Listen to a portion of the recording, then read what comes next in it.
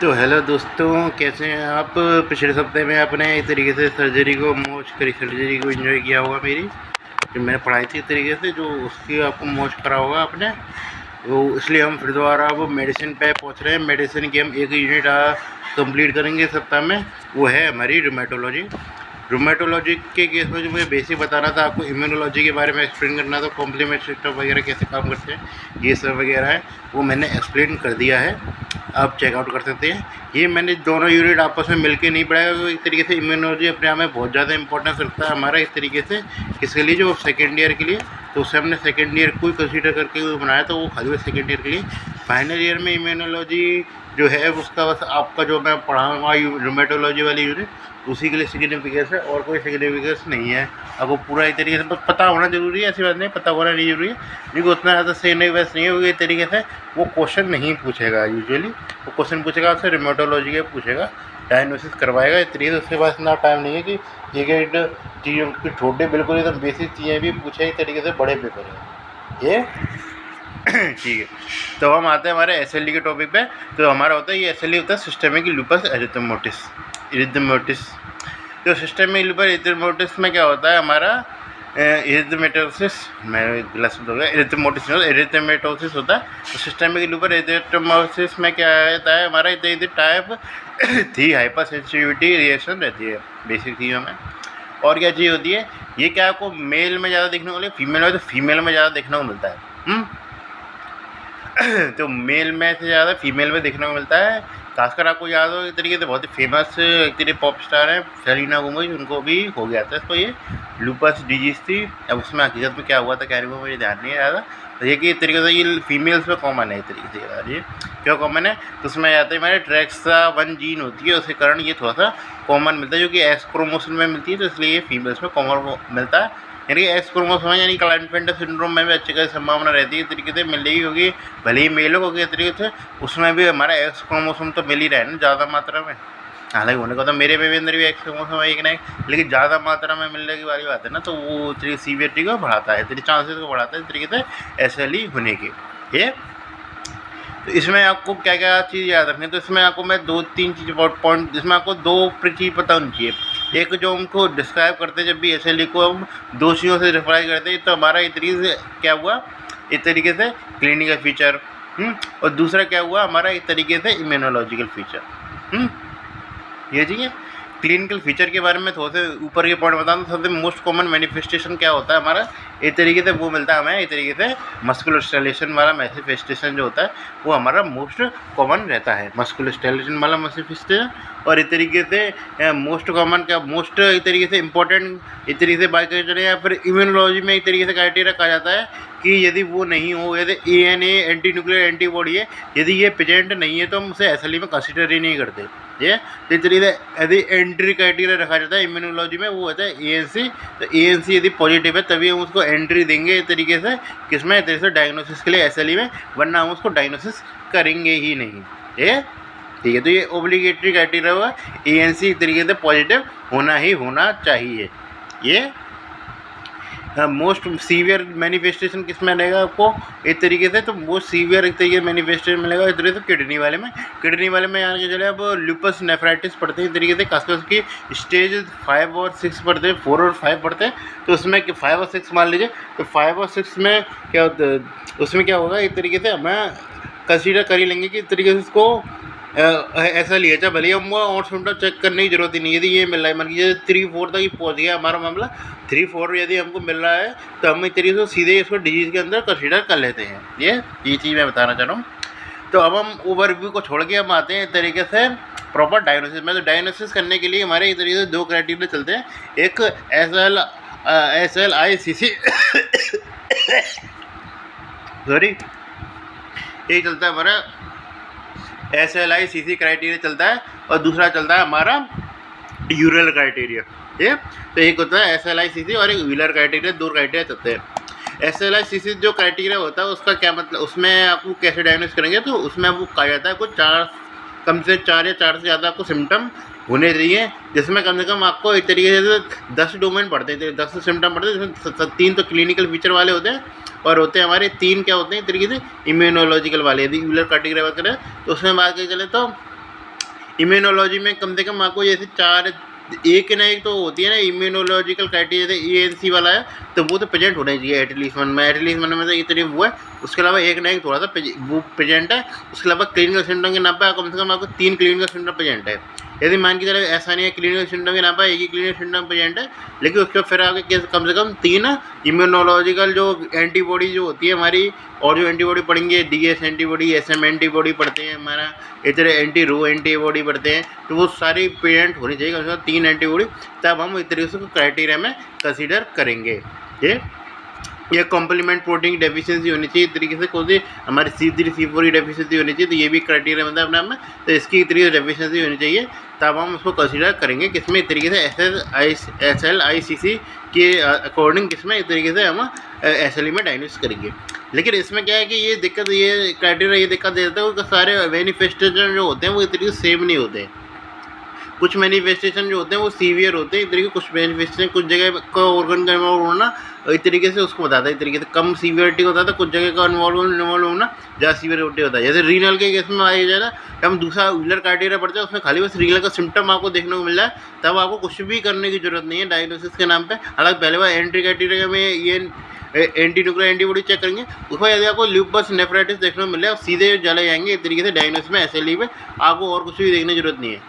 तो ये इतनी स्पेसिफिटी, ये किसी एक जो होता है ना ऑर्गन इन्वॉल्वमेंट को कोई प्रॉपर हर किसी जो होते हैं ना इतनी से, जो हमारा SLICC जो क्राइटेरिया है वो तरीके से कम्युनिस्ट गवर्नमेंट को ज़्यादा सोशलिज्म इसमें सबको समान महत्व दिया जा रहा है, उसमें एक तरीके से जितना उसकी ताकत है उसके अनुसार उसका महत्व दिया जा रहा है। एक तरीके से जितना उसका महत्व बनता है उसके अनुसार उसका महत्व दिया जाता है हमारे यूलर क्राइटेरिया के अनुसार, यूलर या ACR क्राइटेरिया के अनुसार। ये ठीक है। तो इसमें आपको सिम्टम के नाम पे एक तरीके से आपको याद रखना, तो इसमें यूलर क्राइटेरिया हुआ या उसमें क्राइटेरिया हुआ, सिम्टम सेम ही रहता है क्योंकि डिजीज ऐसा लिए है। बस में एक तरीके से हम इसमें एक तरीके से जो यूलर क्राइटेरिया होता है उसमें हम मार्किंग करके चलते हैं एक तरीके से, प्रत्येक सिम्टम के आधार पर उसके बगल में उसकी मार्किंग लिख के चलते हैं, उसमें हम ऐसा कुछ भी नहीं करते। ये तो सिम्टम का नाम पर आपको पता करना है, तो जैसे सोनार निमोनिक को यूज़ की जाती है।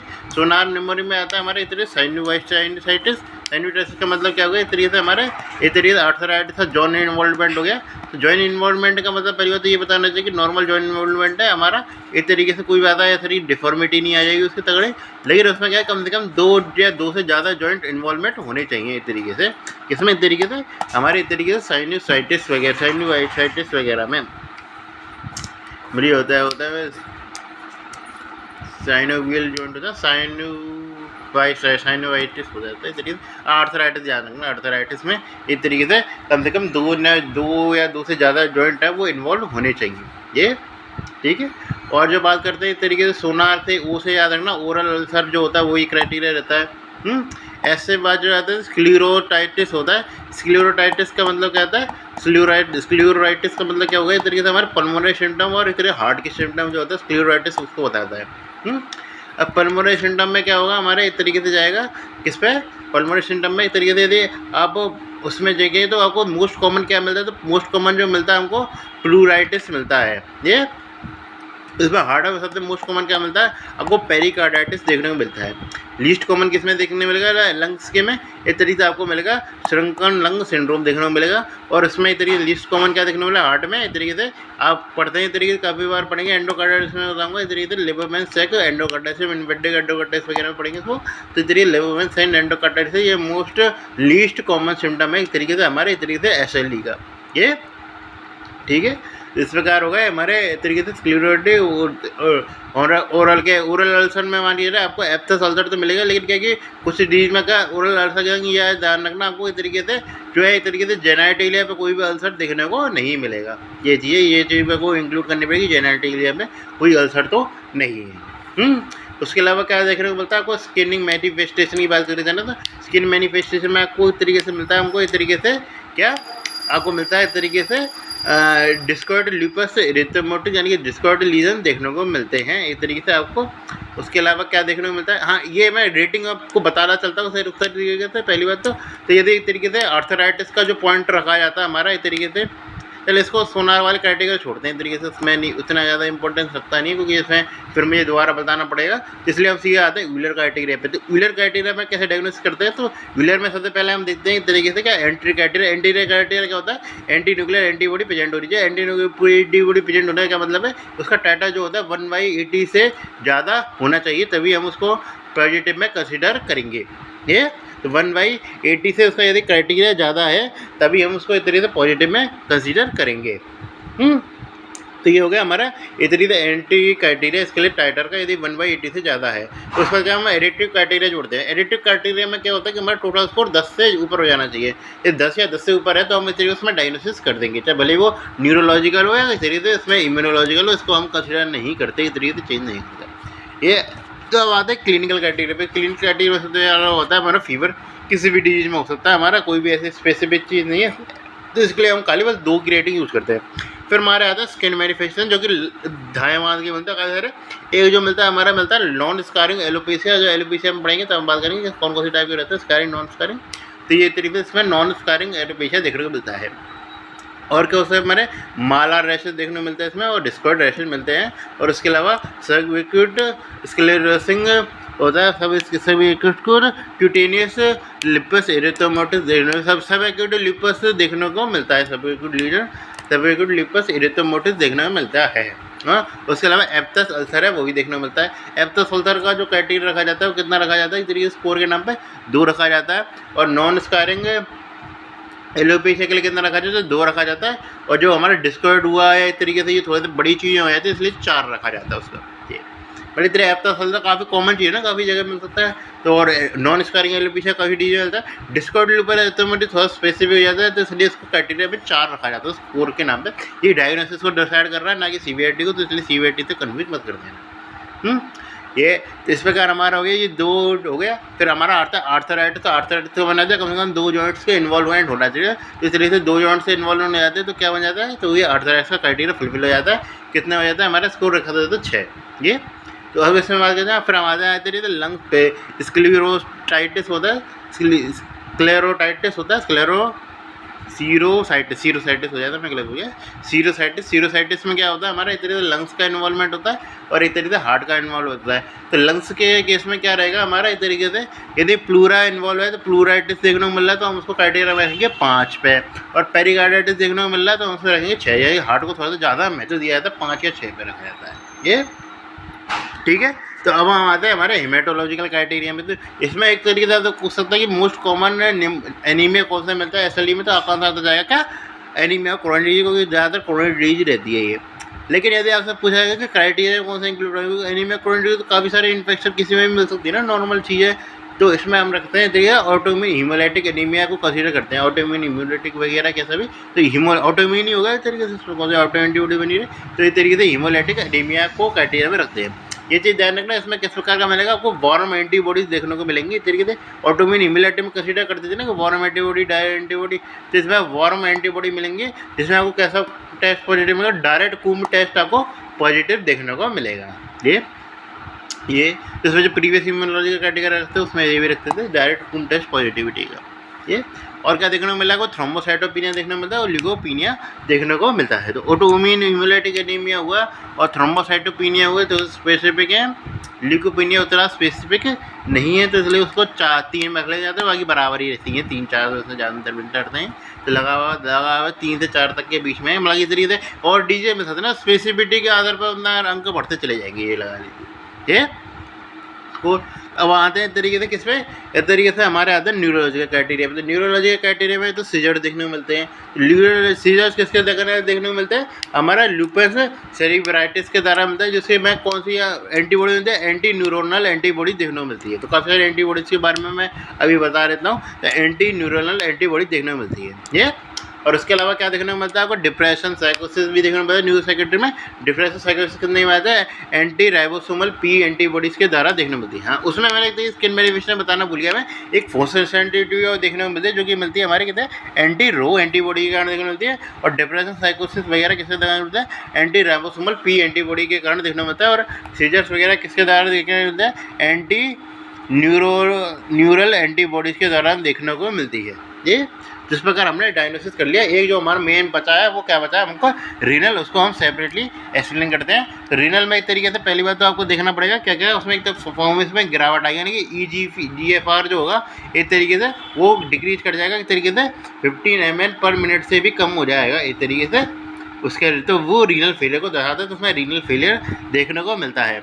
और क्या देखने को मिल रहा है हमारा, एक तरीके से आपको प्रोटीन यूरिया मिल रहा है। तो प्रोटीन यूरिया कैसे डायग्नोसिस करेंगे, प्रोटीन यूरिया में आप प्रोटीन क्रिएटिन रेशियो निकालेंगे। तो यदि वो 0.5 से ज़्यादा आ रहा है, जो कि नॉर्मल हमारा 0.2 रहना चाहिए था, तो वो उसके आधार पर हम एक तरीके से अपन रीनल डोमेन को डिसाइड कर सकते हैं।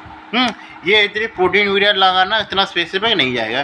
जो आपको जो स्पेसिफिक जाता है वो आ जाता है हमारा लूपस नेफ्राइटिस, क्योंकि इस तरीके से प्रॉपर किडनी ट्रांसप्लांट की नौबत आती है और इस तरीके से प्रॉपर स्पेसिफिकनेस रहती है उसमें, एक तरीके से किसकी, एक तरीके से हमारे SIL सिस्टम में लूपस एरिथेमेटोस के कारण होने की।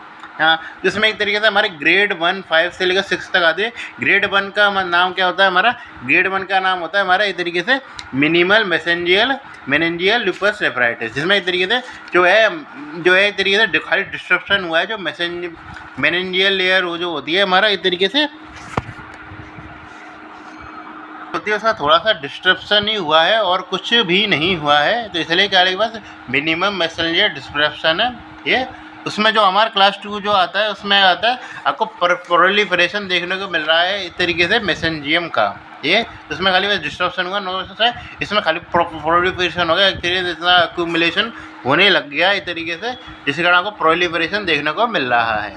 ये क्लास 3 और तो ये इतने 3 और 4 जो होते हैं वो बहुत ज़्यादा स्पेसिफिक रहते हैं इस तरीके से।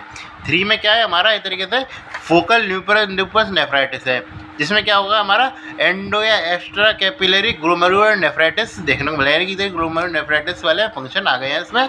लेकिन ये एक तरीके से 50% से कम एरिया को इन्वॉल्व कर, 50% से इसकी इधर इन्वॉल्वमेंट 50% से कम है ये।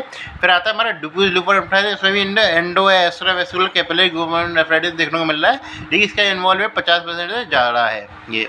इसके दो टाइप होते हैं हमारे, डिफ्यूज सेगमेंटल और डिफ्यूज ग्लोबुलर ये। तो डिफ्यूज यदि सेगमेंट्स में मिल रहा है तो तरीके से वो डिफ्यूज सेगमेंटल है, और एक संग ही मिल रहा है तो डिफ्यूज ग्लोबुलर है ये। पूरा इन्वॉल्व नहीं करा है तरीके उसमें 50% से ज़्यादा है ये। क्लास 4 में बात की जाए तो क्लास 4 में जो सिम्टम मिलता है वो कहते हैं हम full house effect. Full house effect का मतलब क्या होता है, हमको IgG भी मिल रही है, इम्यून कॉम्पिटिटिव IgM भी मिल रहा है, IgA भी मिल रहा है, कॉपर जो है हमारे तरीके से IgM IgG IgG बड़ा तरीके से इम्यूनोग्लोबिन के नाम से सब मिल गया, कॉम्प्लीमेंट प्रोटीन के नाम पर सब चीज़ डिपोजिशन मिल गई, तो तरीके से फुल हाउस इफेक्ट देखने को मिलता है। तो फुल हाउस इफेक्ट देखने को मिलता है, तो ये भी एक स्पेसिफिक चीज़ रहती है हमारे तरीके से रीनल डायग्नोसिस करने के नाम पे ये। डिटरमिनेंट में क्या होता है तरीके से GFR रेट कम हो जाएगी, प्रोटीन यूरिया आना, एक फुल हाउस इफेक्ट, और एक होता है हमारा लूपस नेफ्राइटिस। यदि ये तरीके से किस पे जा रहा है हमारा 3 और 4 पे जा रहा है, 3 या 4 कोई सा भी हो, तो हम उसको तेरे 10 वाला आंकड़ा देते हैं। यदि तरीके से सेकंड पे है या तरीके से कम स्टेज पे है, इधर सेकंड पे या 5th पे है, जैसे इम्यून कॉम्प्लेक्स डिपोजिशन हुआ खाली, तो उसमें हम क्या करते हैं तरीके से उसको 8 में कंसीडर करते हैं। और 6 क्या होता है हमारा, वो इस क्राइटेरिया में नहीं लेते उसको, उससे क्या कहते हैं ग्लोमेरुलर स्क्लेरोसिस डेवलप हो चुका होता है, ठीक है।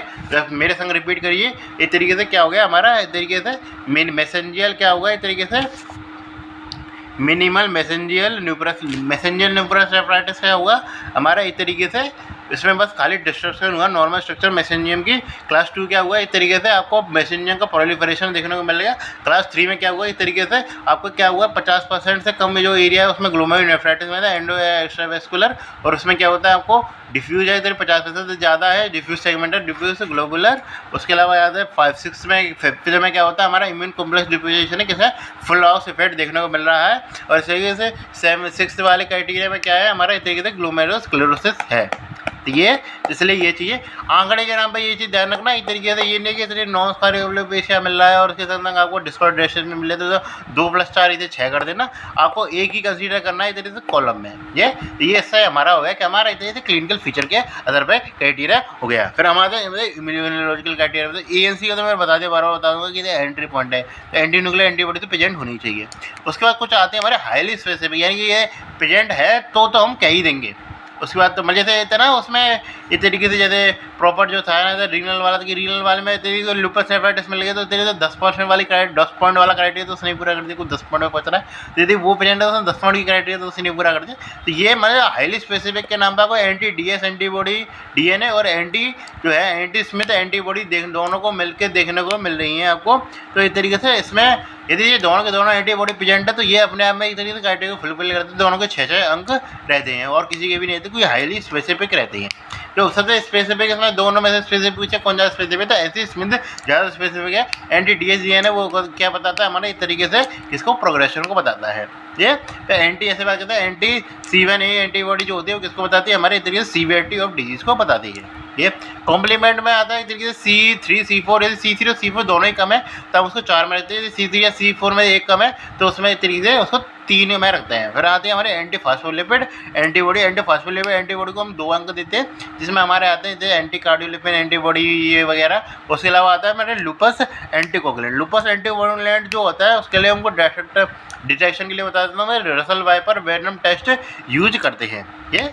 और जो मैंने काफ़ी सारी एंटीबॉडी बताई, एंटी रो एंटीबॉडी बताई थी मैंने, फोटोसेंसिटिविटी कर दी है वो। उसके अलावा क्या करते हैं हमारे तरीके से ज़्यादा प्रेगनेंसी हो तो ट्रांसमिट हो जाते हैं तेरे प्लासेंटा के थ्रू, और इस तरीके से क्या करते हैं हमारा न्यूनेटल हार्ट ब्लॉक करने की घटना करते हैं। तो न्यूनेटल हार्ट ब्लॉकेशन कौन सी एंटीबॉडी होती है, एंटी रो एंटीबॉडी जो होती है। बाकी एक एंटीबॉडी आपको पता होनी चाहिए वो anti histone antibody. Anti histone antibody का क्या रोल है, तो एंटी हिस्टोन एंटीबॉडी जो होती है उसका मेन रोल रहता है हमारा इस तरीके से किसमें, ड्रग इंड्यूस लूपस में। तो ड्रग इंड्यूस लूपस में मैंने बता दिया था कौन कौन सी ड्रग है, तो शिप ड्रग यूज़ करते हैं तरीके से हमारी सल्फा ड्रग हुई, प्रेडनिसोलोन हुई, हाइड्रोक्सीजीन हुई है।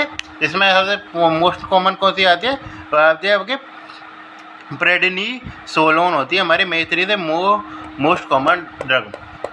प्रोकेनामाइड आती है, प्रोकेनामाइड भी होता है। तो ये शिप ड्रग आती हैं इस तरीके से आपको तरीके से सल्फासेलाजीन, हाइड्रोक्सीजीन, इंडोमेथासिन, हाँ, और इस तरीके से पी से आ जाती है हमारे प्रोपेडिनिसोलोन, और इस तरीके से आती है प्रोमेथाजीन आती है। तो ये तरीके से ये हमारी रहती है। तो इसमें आती है सबसे मोस्ट कॉमन ड्रग कौन सी इन्वॉल्व रहती है तरीके से, इसमें प्रेडनिसोलोन रहती है तरीके से मोस्ट कॉमन ड्रग इंड्यूस में। सारी ड्रग याद रख लेना, इस तरीके से बात नहीं ये। तो इस तरीके से ये हुई। फिर हम आते हैं इस तरीके से किसमें, सीधे ट्रीटमेंट पर। ट्रीटमेंट के केस में यदि SLE प्रेगनेंसी के संगे तो उस तरीके से स्टीरॉयड हम नहीं दे सकते, क्योंकि तरीके से डिस्ट्रेस कर सकता है। वैसे ट्रीटमेंट के नाम पे हम आगे चले तो जो इसमें आते हैं हमें लो रिस्क में कंसीडर करते हैं तरीके से लाइफ थ्रेटनिंग इंजरी तो नहीं है या लाइफ थ्रेटनिंग इंजरी प्रेजेंट है। यदि लाइफ थ्रेटनिंग इंजरी नहीं है, लो ये है, तो इस तरीके से हम लो डोज ग्लूकोकॉर्टिकोइड चला देते हैं उसकी। यदि ग्लूकोज से सीवियरिटी या सिम्टम आगे रहे इस तरीके से टॉक्सिसिटी आपको देखने को मिलती है तो बेलीमुबाब देख कर सकते हैं एंटीबॉडी यूज हम। यदि लाइफ थ्रेटनिंग कंडीशन है तो उसमें हम हाइडोज देंगे। हाइडोज भी एक लिक्विड लेवल तक ही दे सकते हैं। तो उसमें क्या देते हैं, उसके संग हम स्टीरॉयड के संग माइक्रोफिनोलेट देते हैं और साइक्लोफॉस्फामाइड यूज करते हैं। ये लूपस नेफ्राइटिस डेवलप हो गया है तो उसके देश में माइक्रोफिनोलेट देते हैं, उसके संग हम देते हैं ट्रैक्रोलीमस। इसमें ये चीज़ आना लूपस नेफ्राइटिस का हमला हमें 3 और 4 में कंसीडर करा है। 1 में तो 1, 2 में तो खाली मैसेंजिंग का एक्सपेंशन ही तो है ना, और कुछ तो ही ना हुआ उसमें। ये RBC कार्ड्स का क्राइटेरिया में बताना बोलिए उसमें रखना, क्योंकि नेफ्राइटिस में RBC कार्ड्स तो मिलती हैं ये, ठीक है। तो अब आते हैं SLE यदि प्रेगनेंसी में डेवलप हो गया तब क्या करें, तो अब स्टीरॉयड हम नहीं दे सकते, तो हम इस तरीके से स्टीरॉयड दे सकते हैं, इस तरीके से दे देंगे लेकिन वो फ़ायदा नहीं है। तो हम क्या हाइड्रोक्सीजीन को प्रेफर करते हैं इस तरीके से देना। हाइड्रोक्सीक्लोरोक्विन हाइड्रोक्सीजीन में बदल के हाइड्रोक्सीक्लोरोक्विन को भी प्रेफर कर देते हैं देने के नाम पे। ये आपसे क्वेश्चन पूछा था मोर्टेलिटी के नाम पे। तो मोर्टेलिटी में जो मोस्ट कॉमन मोर्टेलिटी होती है लेट, एक तरीके से काफ़ी लंबे टाइम में बाद जाके एक तरीके से मोर्टेलिटी आ रही है, तो उसका कारण क्या रहेगा हमारा एथेरोस्क्लेरोसिस। किसके द्वारा कहता है, हमारा लूपस एंटीकोगुलेंट जो होता है इस तरीके से वो एथेरोस्क्लेरोसिस कराता है। एंटी फॉस्फोलिपिड वगैरह क्या कराते हैं, जैसे हमारे IUD कराते थे या फिर इस तरीके वो कराते हैं हमारा एबॉर्शन वगैरह कराते हैं। ये फर्स्ट डेकेड में ही हो रखी है डेथ, उसको क्या कारण आएगा, किडनी का। क्योंकि इस तरीके से मान के चलो उसमें क्या पेरिकार्डाइटिस वगैरह डेवलप हो रहा है, कार्डियक पर कोई इम्पैक्ट नहीं आ रहा है, जो थोड़ा सा थ्रेटनिंग भी हिसाब लगाएं तो। बाकी तो स्किन मैनिफेस्टेशन, जॉइंट मैनिफेस्टेशन, इसमें आदमी मरता तो है नहीं है ना। मरने के लिए तो कोई बच्चा खाता है ऑर्गन प्रॉपर इंजर्ड होना चाहिए, तो इसमें प्रॉपर इंजर्ड इस तरीके से किडनी ही होती है, सही ढंग से कहा जाए तो। इसलिए इस प्रकार हमारा ये टॉपिक था वो ख़त्म हो गया। फटाफट कराते चलेंगे, इसलिए मेडिसिन हमारी फटाफट होती चलती है, तो ये ठीक है।